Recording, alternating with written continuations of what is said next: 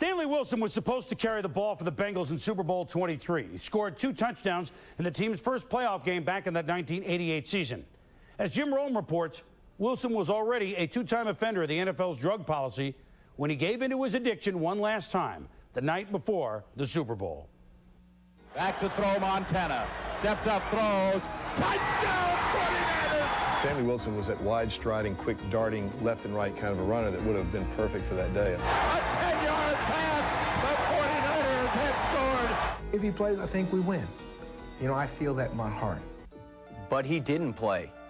On the night before the game, at the team's hotel outside Miami, Stanley Wilson gave in to his cocaine addiction. Everything that I wanted to be since I was 5 years old, and that was to play football in the National Football League, and also to play in the Super Bowl. And all of a sudden, I'm in a room, you know, with a bag of cocaine, and I'm snorting this cocaine, and I'm smoking this cocaine, and everything that I ever wanted. You know, I have my family's over at another hotel waiting to see me play the next day. My son is also there. I have aunts and cousins over there waiting for me to play. And all of a sudden, I'm stuck in the bathroom, not being able to move, not being able to even talk.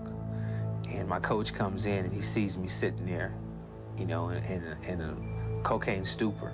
We got security, and security opened the door and looked in the bathroom, and the shower curtain was pulled on the tub, and there he was in the tub. All he can say is, you know, Steamer, what have you done?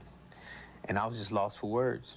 You know, the drug had taken me down so low, so far, and all I can do was just shake my head.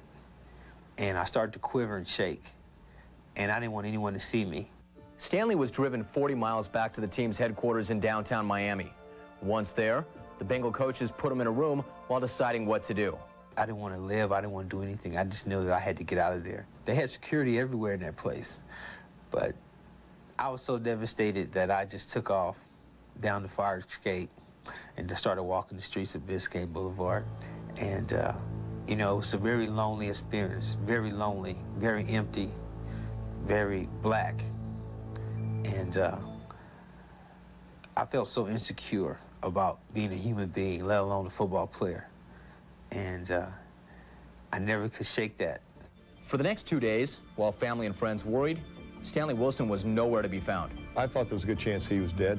I think football meant that much to him, that he might get into a state of depression, especially when he came down from the buzz, that he would just do something stupid.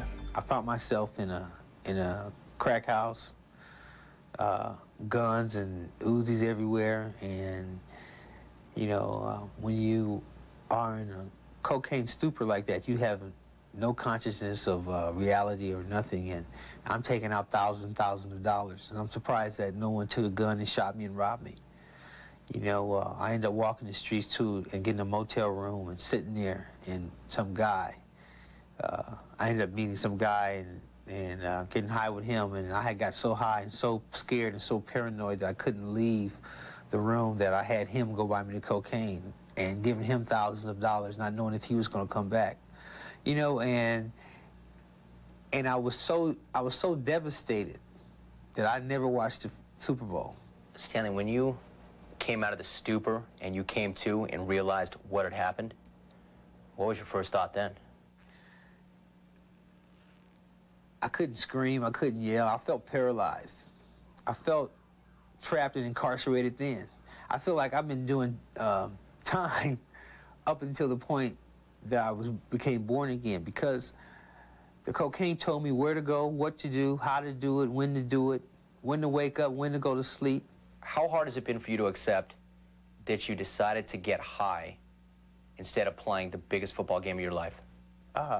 It's easy to accept it, that it happened. You know, it doesn't stop the fact that it hurts. It doesn't stop the fact that a lot of people in my life was hurt by it. I still remember guys putting their hands in their head, and a couple of guys taking their playbooks and slamming them on the floor, and then guys looking around at each other and welling up. I know when I went back to the room that night, I cried out loud. I just couldn't believe that it had happened. I know after the phone call with his mom and dad that I cried. Do you think, Stanley, you cost the Bengals the Super Bowl? I believe that if I would have played in the Super Bowl, we'd have won. Have you seen that Super Bowl even today? No, I haven't seen the Super Bowl to this day. Eventually, I'm going to watch the Super Bowl. I heard it was one of the greatest Super Bowls of all time. And that made it painful also. But at the same time, I'm still alive. The question remains, what was Stanley Wilson doing with drugs the night before the Super Bowl, and where did he get them? In 1990, Stanley sold his account of what happened that night for $200,000 to Penthouse magazine. In the article, Stanley mentioned the names of his teammates who were involved. All those players mentioned him denied using drugs that night. As for Wilson, his life continued to fall apart. He was banned from the NFL, and his obsession for the drug finally landed him in prison, serving 3 years for burglary. When they took you to the cell and they closed the door, and then the realization hit you, this is what I have to pay now. This is what I have to do. I mean, how did that feel? What was that like? It was very cold, I felt callous, real numb. It was a very eerie feeling, very empty. And that's when I found out who I was.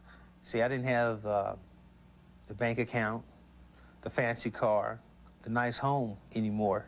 I was in the cell, and that's all I have now. Today, Stanley lives in a halfway house in Los Angeles, serving the last few months of his sentence. He spends most of his time thinking about his family, his parents Henry and Beverly, who stood by him from beginning to end. But mostly, he thinks about his son Stanley Jr. and a possible return to the NFL. Well, with football, I want it to be more like such of a stepping stone. I still want to prove a point to myself. Also, I have a son, and the thing that I also want to prove to him is no matter what happened to his father in his life, that he never gave up. Stanley Wilson believes he is on his way to recovery. He says he hasn't touched drugs in over 3 years. But the question still remains, should he get another shot at the NFL? Should he be trusted again? Stanley is one of those guys that he could look you right in the face and give you that bright smile and lie to you. Now he's out, he's clean, he's done his debt to society, and if in fact he can stay that way and prove to everybody else by himself that he can, why shouldn't he be given another chance? As far as coming back and participating, you had that chance, and it got away from you. I think I'd stand by that. As much as I love Stanley and I'd love to see him have a wish come true, and I know that's his wish, I think that might be the wrong thing to do in the big picture. A lot of times, people in society looks at someone who goes to prison or someone who does drugs as a bad person. They don't see it as the person did a bad thing. And I just want to emphasize that I know that Stanley Wilson is a good person. I know that I'm a blessed person, and I know that what I did was bad, and I did it a few times. I did a bad thing, but I'm not a bad person.